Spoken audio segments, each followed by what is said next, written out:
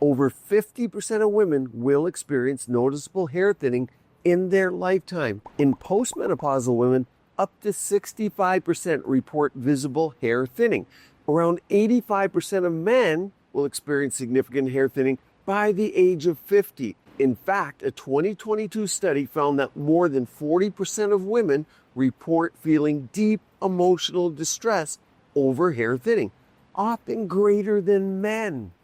The great news for women here, you see, for men, it's a slow fade. For women, it's often a flashing red warning. And the good news, women have a much higher shot at getting their hair back. This simple fix today changes everything for so many of my clients. Now, I bet you're a little like me. You wake up some mornings, glance at your hair in the mirror, and wonder, why isn't it as full, vibrant, or colorful as it used to be? It's not vanity. It's just that, well, it feels like part of who we are.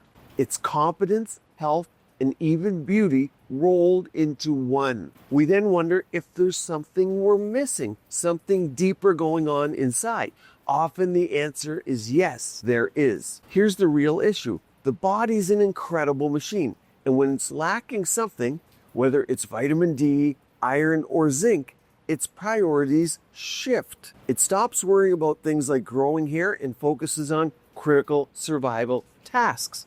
That's why thinning hair is often one of the first signs that something isn't quite right in our bodies. And that's today's video. Think of it like this. Imagine you're driving a car and suddenly the fuel gauge is creeping towards empty.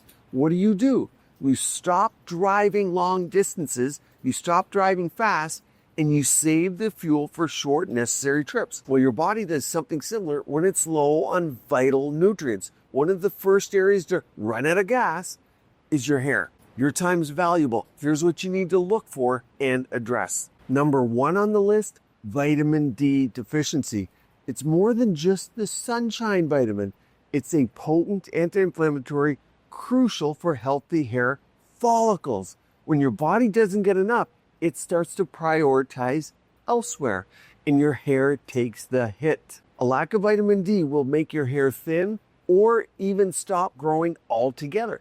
If you're always indoors, or if you live in a place with limited sunlight, or if you're following a vegan or vegetarian diet, chances are you might be running low on this crucial nutrient. In fact, research shows that vitamin D is directly linked to hair loss. One study found that people with just low vitamin D levels, so just a little bit lower, had significantly more shedding compared to those with adequate levels. Imagine all that hair loss just because your body didn't get enough of the right nutrients. A simple fix. And before we go on to number 2, what is the genetics behind hair loss? Because many think it's the AR gene, the androgen receptor gene, and that's located on the X chromosome, yes, which men inherit from their mother, yes.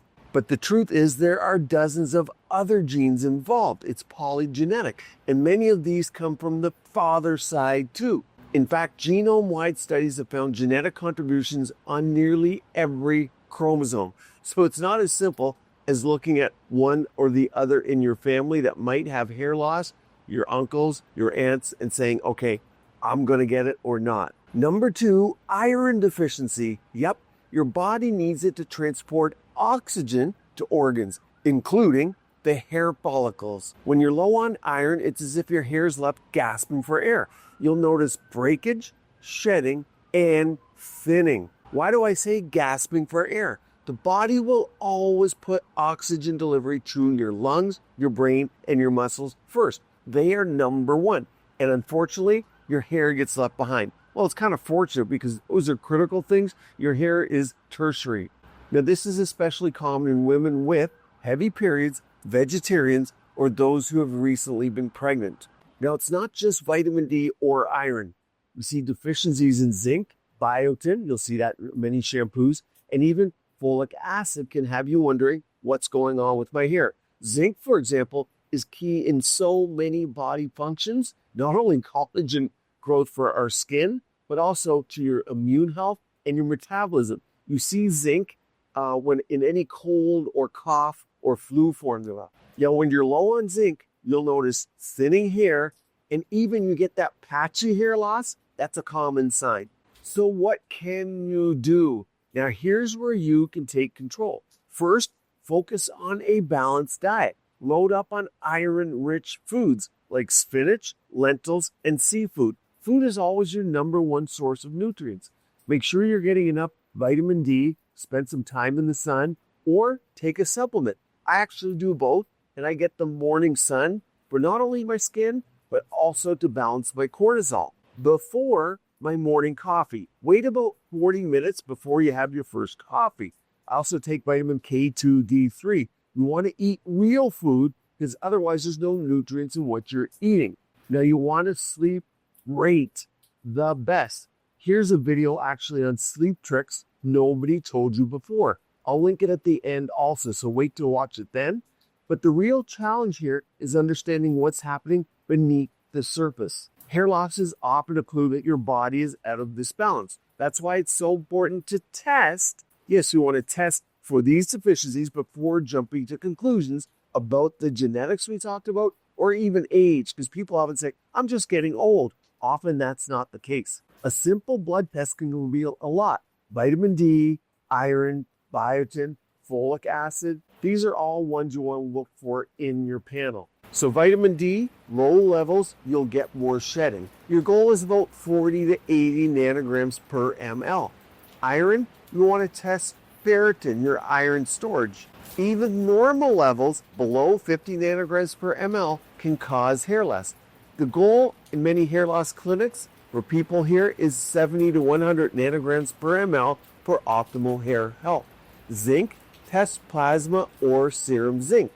Deficiency of your zinc is going to weaken the follicles and it slows the growth of your hair. Your goal is 70 to 120 micrograms per deciliter. Biotin, in so many formulas and of course in shampoos, you want to test for your serum biotin, but you're going to have to ask for this specifically. It's not one that's commonly done. Folic acid or folate, you want to test your serum levels. It works with vitamin B12 and that supports your DNA and your follicle function. Your goal here is greater than 5.9 nanograms per ml. Ideal levels for hair clinics are often greater than 10. I've seen it happen time and time again. When you give your body what it needs, it knows how to heal itself and regenerate. And that's always the best policy. The skin, the nails, and yes, that includes your hair. So if you're tired of seeing those extra strands on your brush, in the drain, in the shower, let's start with the root of the problem. You'll now want to watch this video all about reversing gray hair and this one all about red light. The one I promised you on sleep to keep your skin and body beautiful, healthy, and vibrant.